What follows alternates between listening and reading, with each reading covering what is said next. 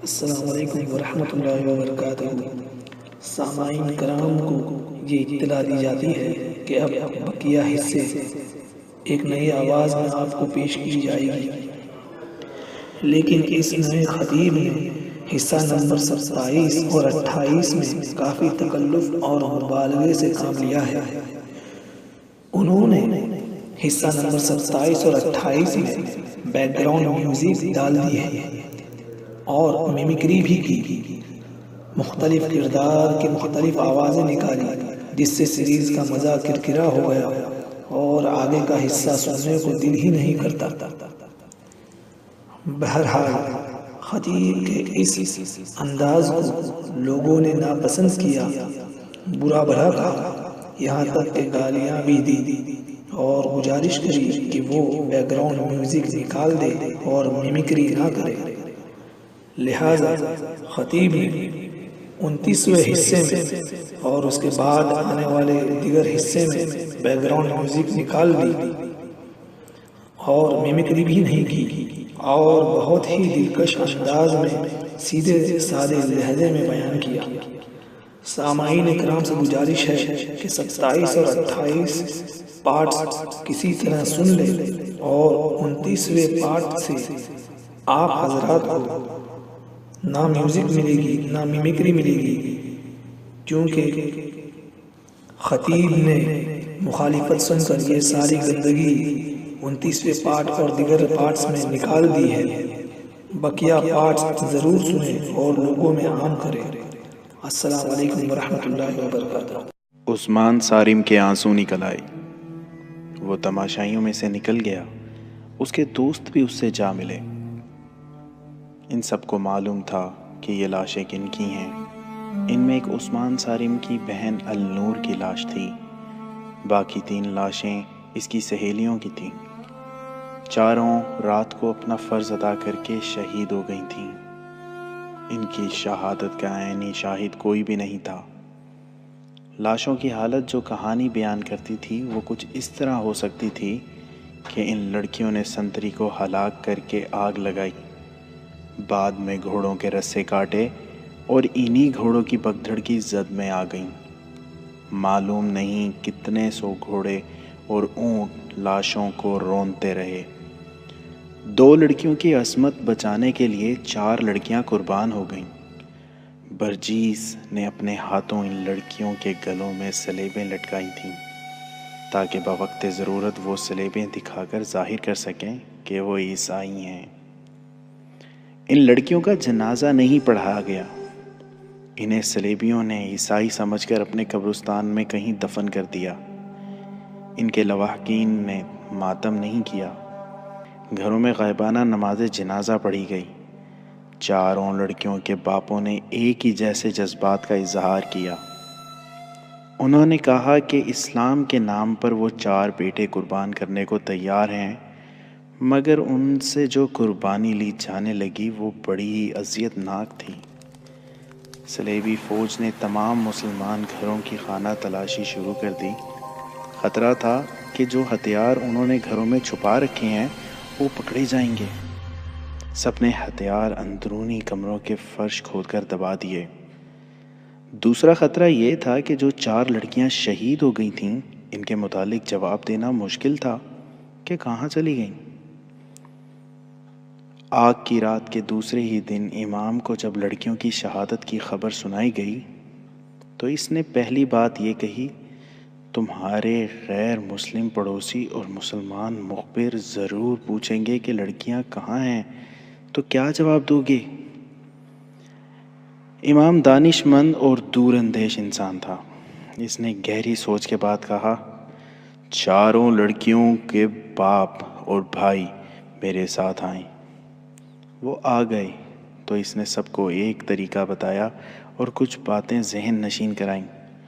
وہ سب کو صلیبیوں کے انتظامیہ کے دفتر میں لے گیا اور وہاں کے سب سے بڑے حاکم سے ملاقات کی اجازت لے کر بڑے غصے اور جذباتی لہجے میں کہا، میں ان لوگوں کا امام ہوں، یہ میرے پاس فریاد لے کر آئے ہیں کہ رات آگ لگی تو یہ سب آگ بجھانے کے لیے اٹھ دوڑے۔ یہ رات بھر کنوؤں سے پانی نکالتے رہے، شہر میں بھگدڑ مچ گئی، کسی کو کسی کا ہوش نہ رہا۔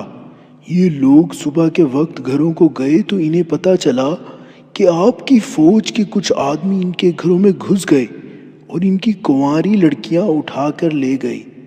ہماری 4 لڑکیاں لاپتہ ہیں۔ ہماری فوج پر الزام لگانے سے پہلے سوچ لو، صلیبی حاکم نے رعب سے کہا۔ جناب میں مذہبی پیشوا ہوں، امام نے کہا۔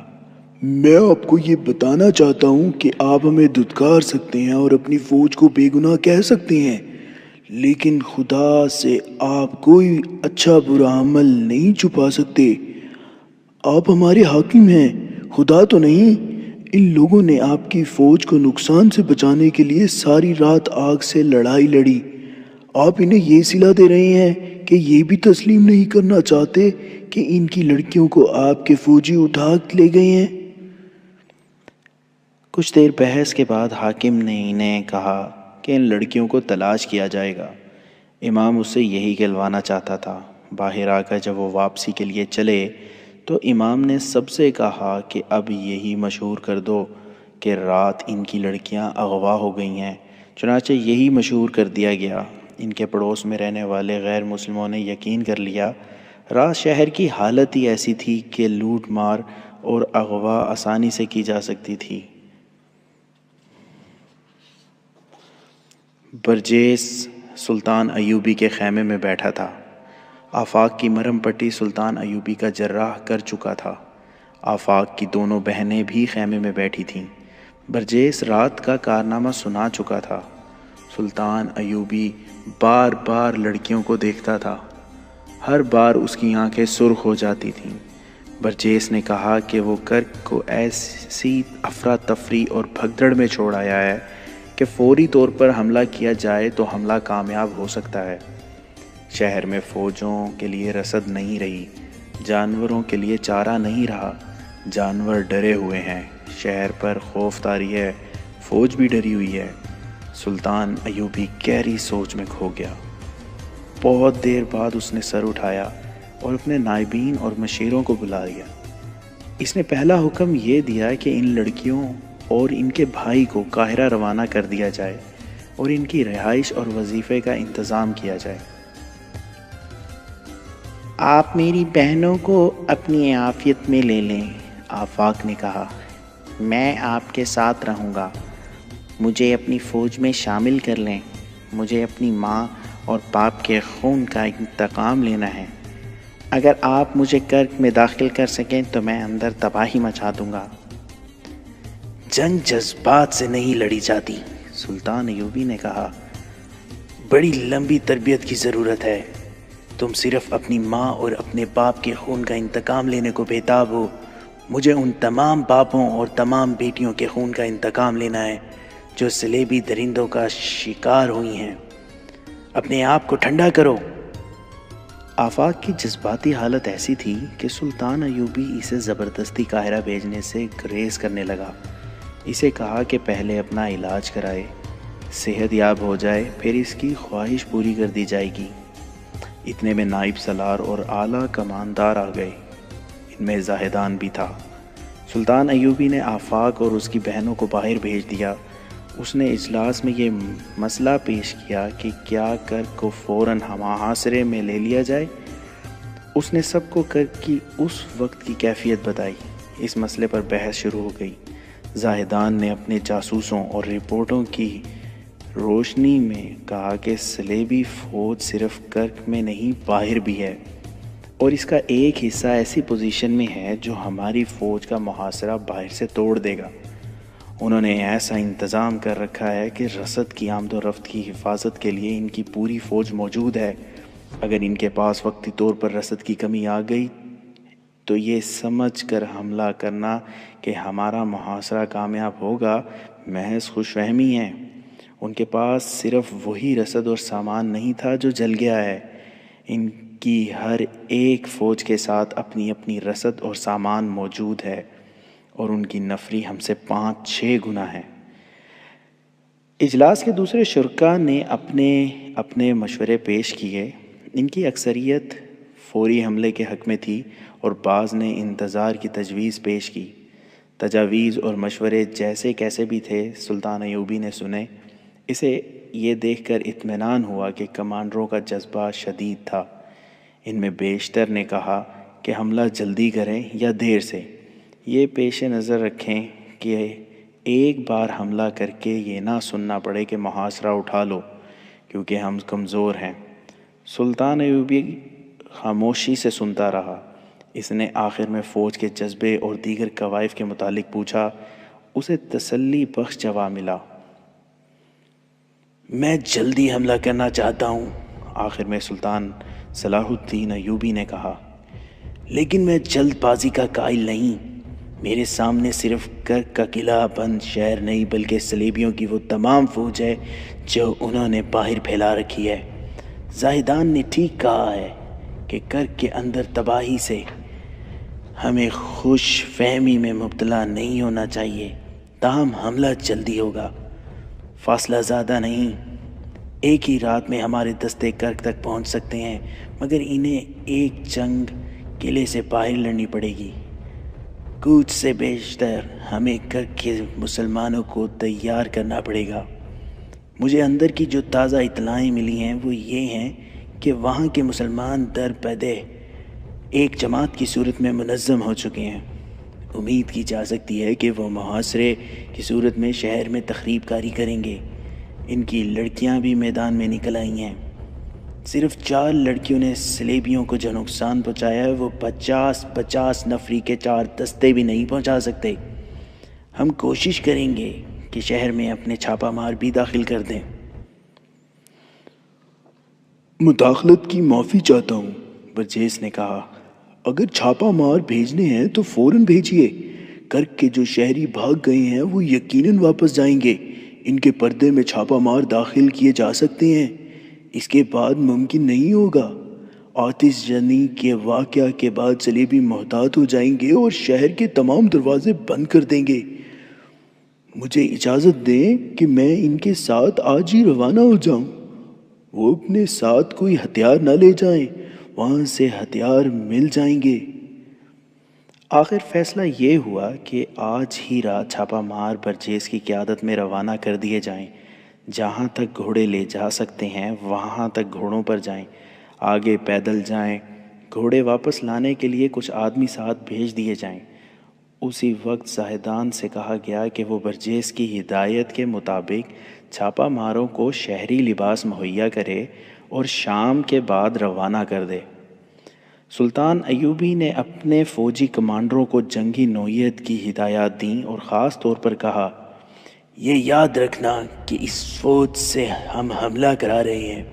یہ وہ فوج نہیں جس نے شوبک فتح کیا تھا، یہ فوج مصر سے آئی ہے جس میں دشمن نے بے اطمینانی پھیلائی تھی۔ اس فوج کو محاصرے میں لڑنے کا تجربہ نہیں، کمانداروں کو چوکنا رہنا پڑے گا۔ مجھے شک ہے کہ اس فوج میں تخریبی ذہن کے سپاہی بھی ہیں۔ میں نے جو دستے اپنے ہاتھ میں رکھے ہیں وہ ترک اور شامی ہیں، اور نور الدین زنگی کی بھیجی ہوئی کمک کو بھی اپنے پاس محفوظ میں رکھوں گا۔ حالات تمہارے خلاف ہو گئی تو گھبرا کر پیچھے نہ ہٹانا، میں تمہارے پیچھے موجود رہوں گا۔ اور یہ بھی یاد رکھو کہ کرک کے مسلمانوں کے ساتھ امیدیں وابستہ نہ کیے رکھنا۔ ان کے لیے جو ہدایات بھیج رہا ہوں وہ ایسی ہرگز نہیں ہوں گی کہ یہ اپنے آپ کو ایسے خطرے میں ڈال لیں کہ ان کی مستورات کی عزت بھی محفوظ نہ رہے۔ میں ان سے اتنی زیادہ قربانی نہیں مانگوں گا، وہ محکوم اور مجبور ہیں، ظلم و تشدد کا شکار ہیں۔ ہم ان کی آزادی اور نجات کے لیے جا رہے ہیں، ان کے بھروسے پر نہیں جا رہے۔ 4-5 دنوں تک کرک میں یہ کیفیت رہی کہ مسلمانوں کے گھروں پر چھاپے پڑ رہے تھے۔ کئی مسلمان محض شک میں گرفتار کر لیے گئے تھے۔ بیگار کیمپ کے جن قیدیوں کو اس وعدے پر آگ بجھانے کے لیے لے گئے تھے کہ انہیں رہا کر دیا جائے گا، انہیں رہا نہیں کیا گیا تھا۔ صلیبیوں نے مظالم کا ایک نیا دور شروع کر دیا تھا۔ ان کا نقصان معمولی نہیں تھا۔ وہ جانتے تھے کہ مسلمانوں کے سوا یہ دلیرانہ تخریب کاری اور کوئی نہیں کر سکتا۔ گرفتار ہونے والوں میں عثمان صارم کے 2 دوست بھی تھے جو لڑکیوں کو رہا کرانے کے لیے ان کے ساتھ تھے۔ انہیں درندوں کی طرح اذیتیں دی جا رہی تھیں۔ سلیبی بربریت کی حدوں سے بھی آگے نکل گئے تھے، مگر انہیں کوئی سراغ نہیں مل رہا تھا۔ صرف یہ 2 کم عمر لڑکے تھے جن کے سینوں میں سوراخ تھا، لیکن ان کی زبانیں بند تھیں، ان کے جسموں میں کچھ نہیں رہا تھا۔ چکر شکنجے میں کس کس کر اور جھٹکے دے دے کر ان کے جوڑ الگ کر دیے گئے تھے، لیکن لڑکے خاموش تھے۔ آخر ہرمن خود قید خانے میں آ گیا۔ اس کی توجہ بھی ان 2 لڑکوں پر تھی۔ اسے مسلمان مخبروں نے بتایا تھا کہ آتش زنی میں ان 2 لڑکوں کا بھی ہاتھ ہے۔ مسلمان مخبر 2 تھے، دونوں ان لڑکوں کے پڑوسی تھے۔ وہ معمولی سی حیثیت کے آدمی ہوا کرتے تھے، لیکن اب گھوڑا گاڑیوں میں سواری کرتے تھے اور سلیبیوں کے درباری بن گئے تھے۔ وہ سلیبی حاکموں کو گھروں میں بھی مدعو کرتے تھے اور اپنی بیٹیوں کے ساتھ بٹھاتے اور فخر کرتے تھے۔ ان کی 2 3 بیویاں تھیں اور وہ شراب بھی پیتے تھے۔ انہوں نے ان 2 لڑکوں کو آتش زنی کی رات کہیں مشکوک حالت میں دیکھا تھا اور انہیں گرفتار کرا دیا۔ ہرمن نے قید خانے میں ان دونوں نوجوانوں کی حالت دیکھی تو اسے محسوس کیا کہ نزع کی حالت میں پہنچ کر بھی انہوں نے کچھ نہیں بتایا تو یہ کچھ بھی نہیں بتائیں گے۔ ان کے جسم عادی ہو چکے ہیں۔ وہ انہیں اپنے ساتھ لے گیا، انہیں بڑا اچھا کھانا کھلایا، پیار اور شفقت سے پیش آیا، ڈاکٹروں کو بلا کر انہیں دوائی پلائی اور تشدد کے زخموں اور چوٹوں کا علاج کرایا، پھر انہیں سلا دیا۔ وہ فوراً ہی گہری نیند سو گئے۔ ہرمن دونوں کے درمیان بیٹھ گیا۔ کچھ دیر بعد ان میں سے ایک نوجوان صاف الفاظ میں بڑبڑانے لگا، میں کیا جانوں، میرا جسم کاٹ دو، مجھے کچھ بھی معلوم نہیں، اگر کچھ معلوم ہوگا تو کبھی نہیں بتاؤں گا۔ تم نے آگ لگائی تھی، ہرمن نے کہا، تم نے سلیبیوں کی کمر توڑ دی ہے، تم بہادر ہو، مر گئے تو شہید کہلاؤ گے۔ اگر مر گیا تو، نوجوان بڑبڑایا، اگر مر گیا تو جب تک جسم میں جان ہے اس جان میں ایمان بھی رہے گا، جان نکل جائے گی ایمان نہیں نکلے گا۔ ہرمن نے اس کے سوئے ہوئے ذہن میں اپنے مطلب کی باتیں ڈالنے کی بہت کوشش کی، لیکن نوجوان کے ذہن نے قبول نہ کی۔ اتنے میں دوسرا لڑکا بھی بڑبڑانے لگا۔ ہرمن نے اس کی طرف توجہ دی۔ اسی طرح اس کے ذہن میں بھی باتیں ڈالیں جو اس نوجوان نے اگل دیں۔ ہرمن کے ساتھ اس کے 3-4 سراغ رساں بھی تھے۔ اس نے بہت دیر کی کوشش کے بعد آہ بھری اور کہا، مزید کوشش بیکار ہے، ان کی زبان سے تم کوئی راز نہیں اگلوا سکو گے۔ یہ بے گناہ معلوم ہوتے ہیں، مگر میں تمہیں یہ بھی بتا دینا چاہتا ہوں کہ یہ اپنے عقیدے اور جذبے کے پکے ہیں۔ میں نے انہیں مرغن کھانوں میں اتنی زیادہ حشیش کھلائی ہے، جتنی گھوڑے کو کھلا دو تو وہ بھی باتیں کرنے لگے، مگر ان پر کوئی اثر نہیں ہوا۔ اس کا مطلب یہ ہے کہ ان کا قومی جذبہ، جسے یہ لوگ ایمان کہتے ہیں، ان کی روحوں میں اترا ہوا ہے۔ تم ان کی روحوں پر کوئی نشہ طاری نہیں کر سکتے۔ دوسری صورت یہی ہے کہ یہ بے گناہ ہوں گے۔ وہ بے گناہ نہیں تھے، وہ آتش زنی اور لڑکیوں کو آزاد کرانے کی مہم میں شریک تھے۔ سلیبی جسے گناہ اور جرم کہہ رہے تھے، وہ مسلمان کے لیے عظیم نیکی اور جہاد تھا جو ان لڑکوں نے روح اور ایمان کی قوت سے کیا تھا۔ حشیش نے انہیں بے ہوش کر دیا تھا، ان کی عقل کو سلا دیا تھا، مگر ان کی روحیں بیدار تھیں۔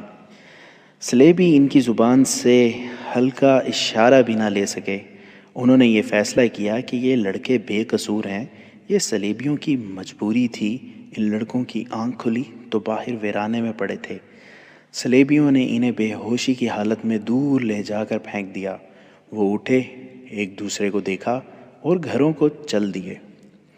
جو عیسائی اور یہودی باشندے آتش زنی کی رات شہر سے نکل گئے تھے، وہ یہ دیکھ کر کہ کوئی حملہ نہیں ہوا اور امن و امان ہے تو واپس آنے لگے۔ صلیبیوں کی فوج جو باہر خیمہ زن تھی، اس نے بھی انہیں یقین دلایا کہ کوئی حملہ نہیں ہوا، وہ چلے جائیں۔ چنانچہ ایک حکم کے تحت شہر کے دور دراز ان لوگوں کے لیے دروازے کھولے گئے جو کہ واپس آ رہے تھے۔ لوگ کنبہ در کنبہ چلے آ رہے تھے اور انہی میں برجیس بھی کرک میں داخل ہو گیا، اور اس کے ساتھ سلطان ایوبی کے 15 چھاپہ مار بھی شہر میں داخل ہو گئے۔ کرک کے لوگوں نے دیکھا کہ وہ چپ چاپ اور غریب سا موچی جو دنیا کے ہنگاموں سے بے خبر راستے میں بیٹھا جوتے مرمت کیا کرتا تھا، 3 دنوں کی غیر حاضری کے بعد پھر راستے میں آ بیٹھا ہے۔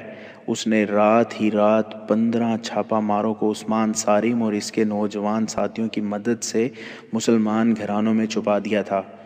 ان میں اب کوئی کسی دکان میں ملازم تھا، کوئی صلیبیوں کے استبل کا سائنس بن گیا تھا، کوئی مذہب کے طالب علم کے روپ میں مسجد میں جھاڑو دیتا تھا۔ انہیں اب یہ دیکھنا تھا کہ سلطان ایوبی کے حملے کی صورت میں وہ اندر سے کیا کر سکتے ہیں۔ کرنے والا کام صرف یہ تھا کہ کہیں سے قلعے کی دیوار میں اتنا بڑا شگاف پیدا کریں کہ اس میں سے گھوڑے بھی اندر آ سکیں یا قلعے کا کوئی دروازہ کھول سکیں۔ وہ انہی کاموں کے لیے زمین ہموار کر رہے تھے۔ عثمان صارم نے اپنی نوجوان جماعت میں اضافہ کر لیا تھا، لڑکیاں بھی تیار ہو گئی تھیں، مگر رینی الیگزینڈر سائے کی طرح عثمان صارم کے ساتھ لگی ہوئی تھی۔ اسے راستے میں روک لیتی تھی، اس کے گھر چلی جاتی تھی، اور ایک روز اس نے عثمان صارم سے پوچھا، عثمان، النور کہاں ہے؟ تمہاری قوم کے کسی گناہگار کے پاس۔ عثمان صارم نے جل کر جواب دیا، اس پر اللہ کی لعنت۔ رحمت کہو عثمان، رینی نے کہا، تم ہمارے خلاف لڑ کر مرنے والوں کو شہید کہا کرتے ہو، النور شہید ہو گئی ہے۔ عثمان صارم چکرا گیا، اسے کوئی جواب نہ بن پڑا۔ اور ان 2 لڑکیوں کو اٹھانے والوں میں تم بھی تھے، رینی نے کہا، لیکن تم ابھی تک گرفتار نہیں ہوئے۔ میں نے کہا تھا نا کہ تمہاری قید اور آزادی کے درمیان میرا وجود حائل ہے۔ کہو اور کتنی قربانی مانگتے ہو؟ عثمان صارم آخر نوجوان تھا، جسم میں جتنا جوش اور جذبہ تھا اتنی عقل نہیں تھی، وہ دانش مند نہیں تھا۔ رینی کی باتوں نے اسے پریشان کر دیا۔ اس نے جھنجھلا کر پوچھا، رینی تم کیا چاہتی ہو؟ ایک یہ کہ میری محبت کو قبول کر لو، رینی نے جواب دیا۔ دوسرا یہ کہ ان زمین دوز حرکتوں سے باز آ جاؤ۔ تم اپنی قوم اور اپنی حکومت سے محبت کرتی ہو، عثمان صارم نے کہا۔ اگر تمہارے دل میں میری محبت اتنی ہی شدید ہے تو میری قوم سے ہمدردی کیوں نہیں کرتی؟ مجھے نہ اپنی قوم سے محبت ہے نہ تمہاری قوم سے، رینی نے کہا۔ میں تمہیں خطرناک کارروائیوں سے صرف اس لیے روک رہی ہوں کہ تم مارے جاؤ گے، حاصل کچھ بھی نہ ہوگا۔ میں جذباتی نہیں، حقیقت کی بات کر رہی ہوں کہ سلطان ایوبی کرک فتح نہیں کر سکے گا۔ اپنے باپ کی بتائی ہوئی باتوں کے مطابق بات کر رہی ہوں۔ جنگ محاصرے کی نہیں ہوگی، باہر کرک سے دور ہوگی۔ ہمارے کمانڈر سلطان ایوبی کی چالیں سمجھ گئے ہیں، شوبک کی شکست سے انہوں نے سبق حاصل کر لیا ہے۔ اب کرک کے محاصرے کی نوبت ہی نہیں آئے گی۔ اگر تم لوگوں نے شہر کے اندر کوئی کارروائی کی تو اس کا نتیجہ یہی ہوگا کہ مارے جاؤ گے یا گرفتار ہو کر باقی عمر ناقابل برداشت اذیتوں میں گزارو گے۔ میں تمہیں صرف زندہ اور سلامت دیکھنا چاہتی ہوں۔ عثمان صارم سر جھکائے ہوئے وہاں سے چل پڑا۔ اسے رینی کی آواز سنائی دی، سوچو عثمان، سوچو، میری باتیں ایک غیر قوم کی لڑکی کی باتیں سمجھ کے ذہن سے اتار نہ دینا۔ میں آپ سب کو ایک بار پھر بتا دوں کہ یہ کرک ہے، شوبک نہیں۔ سلطان ایوبی نے اپنے کمانڈر کو آخری ہدایات دیتے ہوئے کہا، सलेबी चौकन्ने और बेदार हैं। मेरी जासूसी मुझे बता रही है कि हमें एक जंग कर से बाहर लड़नी पड़ेगी। शहर के अंदर से मुसलमानों ने कोई ज़मीन दोज कार्रवाई की तो शायद वो हमारे काम नहीं आ सकेगी। इसका नतीजा ये भी हो सकता है कि वो बेचारे मारे जाएंगे। मैं इन्हें इतने बड़े इम्तिहान में नहीं डालना चाहता। इन्हें बचाने की एक ही सूरत है कि हमला तेज़ और बहुत सख्त करो। ऐसे ही चंद और ज़रूरी अहकामात के बाद सुल्तान अयूबी ने उस फ़ौज को कूच का हुक्म दे दिया जिसे कर्क का मुहासरा करना था। कूच सूरज गुरूब होने के बाद किया गया। फासला ज़्यादा नहीं था। सुबह तुलू होने तक फ़ौज कर्क के मसावात में पहुंच गई, जहां से मुहासरे की तरतीब में आगे बढ़ी। इस फ़ौज के सालार के लिए एक अजूबा था कि रास्ते में उसे सलेबियों का कोई दस्ता भी नज़र न आया। उसे बताया गया कि सलेबियों ने बाहर भी फ़ौज खैमाजन कर रखी है। उसे ऐसे रास्ते से भेजा गया था जिस तरफ सलेबियों की फ़ौज नहीं थी। फिर भी मुज़ाहमत ज़रूरी थी, जो बिल्कुल ही ना हुई। मुसलमानों की इस फ़ौज ने किले का मुहासरा कर लिया। किले की दीवारों से तीरों की बारिश बरसने लगी। सुल्तान अयूबी की फ़ौज ने इसके जवाब में कोई शदीद कार्रवाई नहीं की। इसके कमानदार इधर उधर से दीवारों पर चढ़ने या नकब लगाने या किसी दरवाजे को तोड़कर अंदर जाने के इम्कानात देखते फिर रहे थे। उन्होंने तीर अंदाज़ों को भी खामोश रखा। इसके साथ वो जासूस थे जो शहर से वाकिफ़ थे। वो इन्हें बता रहे थे कि अंदर कोई सी अहम जगह कहाँ है। शहर के अंदर भी किसी को खबर नहीं मिली थी कि सुल्तान अयूबी की फ़ौज ने किले का मुहासरा कर लिया है। लेकिन ये मुहासरा अभी मुकम्मल नहीं था, अभी खाली था। जहाँ 2 दरवाजे थे, अचानक किले के अंदर फ़ौजी इलाके में आग बरसने लगी। ये आतिशगीर मादे की हांडियाँ थीं जो सुल्तान अयूबी की ईजाद थीं। ये मंजनीकों से अंदर फेंकी जा रही थीं। शहर के लोगों ने देखा कि उनकी फ़ौज किले की दीवारों पर चढ़ गई और बाहर को तीर पे तीर चला रही है। शहर में खौफ और हिरास फैल गया। ईसाई और यहूदी बाशिंदों घरों में दुबक गए। मुसलमान बाशिंदे दुआओं में मसरूफ़ हो गए। वो सुल्तान अयूबी की फ़तह की दुआएं मांग रहे थे। कुछ मुसलमान ऐसे थे जो दुआओं के साथ बड़ी ख़तरनाक सरगर्मियों में मसरूफ़ थे। ये वहाँ के नौजवान थे जिनमें लड़कियाँ भी थीं, और इनमें सुल्तान अयूबी के 15 छापा मार भी थे। शहरों की अफरा तफरी से फ़ायदा उठाते हुए वो कहीं इकट्ठे हो गए और किले के बड़े दरवाजे को अंदर से खोलने या तोड़ने के लिए तैयार हो गए। दरवाज़ा बहुत मजबूत और मोटी लकड़ी का था, जिस पर लोहे की मोटी मोटी पतरियां भी मुड़ी हुई थीं। उसे तोड़ना आसान नहीं था। बाहर से मुसलमान फ़ौज ने दरवाजे पर मंजनीकों से हांडियां फेंकी। ये दूसरी किस्म की थी। ये टूटती थी तो इनमें से सियाल मादा बिखर जाता था। इस पर फलीते वाले आतिशीन तीर चलाए जाते तो सियाल मादा को आग लग जाती थी। इस तरीके से दरवाजे को आग लगाई गई, लेकिन लोहे ने लकड़ी को ना चलने दिया। दरवाज़ा बहुत ही मजबूत था। ऊपर से सलीबियों ने वो तीर बरसाने शुरू कर दिए जो बहुत दूर तक जाते थे। ये मंजनीकों तक पहुंच गए, जिनसे कई आदमी ज़ख्मी और शहीद हो गए। इस ख़तरे से बचने के लिए मंजनीकें पीछे कर ली गईं और आग फेंकने का तरीका नाकाम हो गया। आखिर मुसलमान तीरंदाज़ों को हुक्म किया गया कि किले की दीवारों पर जो दुश्मन के सिपाही हैं उन पर तीर बरसाएं।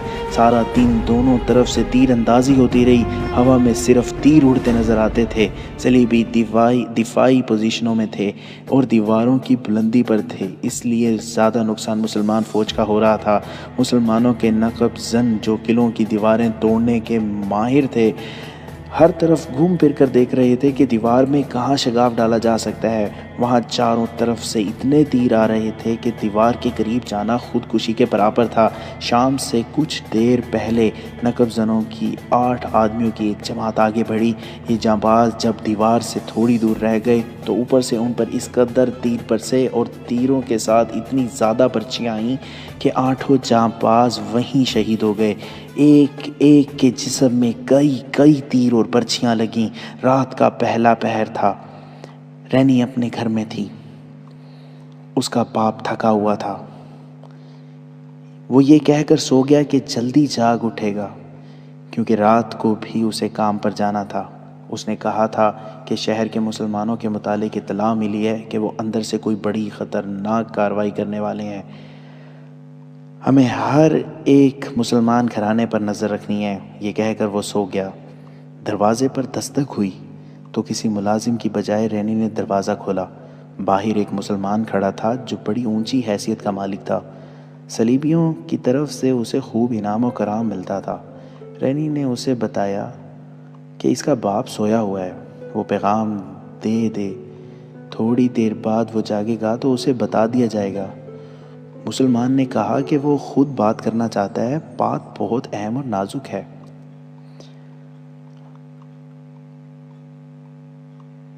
آج رات مسلمان کے بہت سے لڑکے اور لڑکیاں اندر سے قلعے کی دیواریں توڑ دیں گے۔ رینی کے پوچھنے پر اس نے مختصراً بتایا۔ اس نے کہا، میں ان کا ہمدرد اور ساتھی بن کر یہ راز حاصل کیا ہے۔ مجھے یہ بھی پتا چلا ہے کہ ان میں باہر سے آئے ہوئے چھاپا مار بھی ہیں، اور نیا انکشاف یہ ہے کہ وہ غریب موچی جو راستے میں بیٹھا رہتا تھا وہ سلطان ایوبی کا بھیجا ہوا جاسوس ہے، اور اس کا نام برچیس ہے۔ میں تمہارے والد کو یہ خبر دینا چاہتا ہوں تاکہ ان لوگوں کو پھانسنے کے لیے گھات لگائی جائے۔ رینی نے چند ایک مسلمان نوجوانوں کے نام لے کر عثمان صارم کا بھی نام لیا اور پوچھا، کیا یہ لڑکے بھی اس مہم میں شامل ہیں؟ صارم کا بیٹا عثمان تو اس گروہ کا سرغنہ ہے، مسلمان مخبر نے بتایا، اور ان کا سب سے بڑا سرغنہ امام راضی ہے۔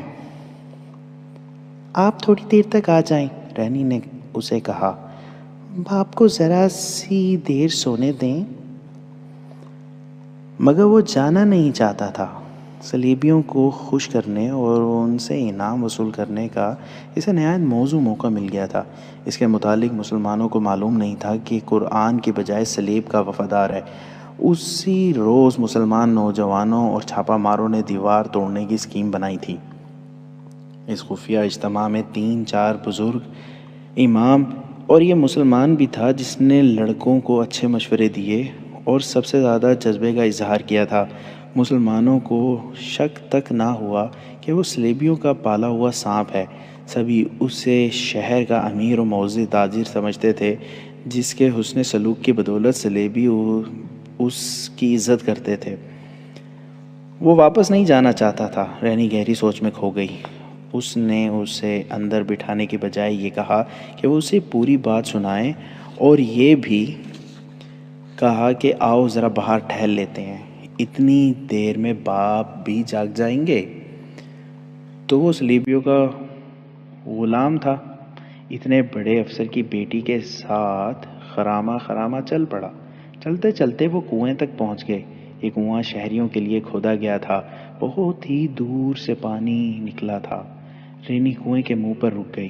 مسلمان مخبر اسے بات سنا رہا تھا، وہ بھی کنویں کے قریب کھڑا تھا۔ رینی نے اس کے سینے پر ہاتھ رکھے اور پوری طاقت سے دھکا دیا۔ مسلمان پیچھے کو گرا اور سیدھا کنویں میں گیا۔ اس کی چیخ سنائی دی جو دھڑام کی آواز میں ختم ہو گئی۔ رینی اس مسرت کے ساتھ گھر آ گئی کہ اس نے ایک ایسا راز کنویں میں ڈبو دیا جو عثمان صارم کی یقینی موت کا باعث بن سکتا تھا۔ وہاں سے وہ ڈرتی ہوئی عثمان صارم کے گھر گئی۔ اس کی ماں کے پاس بیٹھی النور کی باتیں کرتی رہی۔ اس نے عثمان کے متعلق پوچھا تو اس کی ماں نے بتایا کہ وہ شام کے بعد ہی گھر سے نکل گیا تھا۔ رینی کو خیال آ گیا کہ وہ دیوار توڑنے کی مہم پر چلا گیا ہوگا۔ وہ اسے روکنا چاہتی تھی۔ اسے ڈر یہ تھا کہ ان کے اجتماع میں کوئی اور مخبر بھی ہوگا، کہیں ایسا نہ ہو کہ کسی اور نے فوج کو اطلاع دے دی ہو۔ وہ باہر نکل گئی اور اس طرف چل پڑی جس طرف سے ان لوگوں نے دیوار توڑنے کا منصوبہ بنایا تھا۔ اس مسلمان نے جسے اس نے کنویں میں پھینک دیا تھا بتا دیا تھا کہ چھاپا مار دیوار کے اوپر جا کر صلیبی تیر اندازوں کو ایسے طریقے سے ختم کریں گے کہ کسی کو پتہ نہ چل سکے۔ نوجوان لڑکے اور لڑکیاں نیچے سے دیوار کھودیں گے۔ دیوار مٹی کی تھی۔ اس کی چوڑائی اتنی زیادہ تھی کہ اس کے اوپر 2 گھوڑے پہلو بہ پہلو آسانی سے دوڑ سکتے تھے۔ مٹی کی وجہ سے اس کی کھدائی مشکل نہیں، دقت طلب تھی۔ یہ پارٹی نے بوقت ضرورت لڑائی کا انتظام بھی کر رکھا تھا۔ ان کے پاس خنجر اور برچیاں بھی تھیں۔ ایک غیر معمولی طور پر دلیرانہ مہم تھی جس کی ناکامی کے امکانات زیادہ تھے۔